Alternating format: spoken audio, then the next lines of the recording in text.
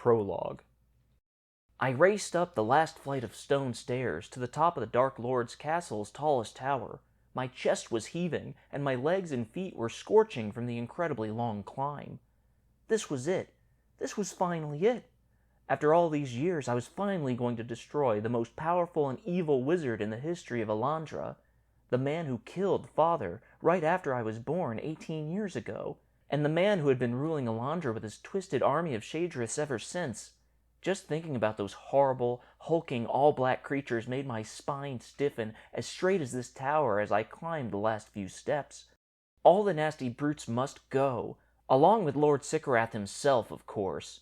Thankfully, I'd already demolished quite a few Shadriths without a problem, but once I defeated Lord Sycorath himself, the rest of them, along with his long, horrendous reign, would finally disappear forever as well. I froze at the top of the steps.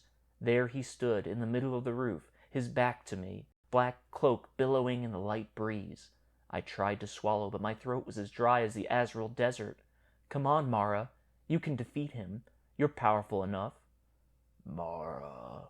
He projected his grave, deep voice directly in my mind. I knew you'd be here. I knew this day would come at last. Me too, I said, struggling not to stutter. It wasn't really working out all too well. And it is on this fateful day that you will finally pay for everything you've done, Lord Sycorath. Oh, is that right? I knotted my fists tightly at my sides. Yes, that's right. Well, we'll just have to see about that, little stuttering child. He slowly turned around, his hood hiding his face, and I tried as hard as I could not to shudder. There was something so creepy about not being able to see what he actually looked like. Mother told me he had all black eyes, bone-white flesh, and sunken features that made it seem as though he'd been rotting in the earth for centuries. It was actually kind of odd when you thought about it. If you were one of the most powerful wizards to ever live, you'd think you'd want to look a little better than that, right? It was also ironic that, in a way, I was the total opposite. 18 years old with long black hair and vibrant green eyes, and thank the creator of Alandra for that. Lord Sycorath thrust his hand out, his long, skinny fingers splayed wide, and a dark purple ball of magic shot out of his palm, hurling towards me. I knew what to do, though it was mostly instinct, as I had never used magic before today. I tossed up my own hand, spreading my own fingers wide, and a thick, bright white barrier formed around me. The dark purple ball struck the shield and shattered into countless embers that drifted harmlessly to the ground before disintegrating into nothing. Ah, Lord Sycorath said. You are indeed strong, just as she foretold. Very impressive. She? He must have meant Lady Hannox, his talented personal prophet who foretold I, and I alone, would have the power to defeat him when I turned 18. Father, an incredibly powerful wizard in his own right, had also been able to predict that. I couldn't help but smile despite the nerve-wracking situation.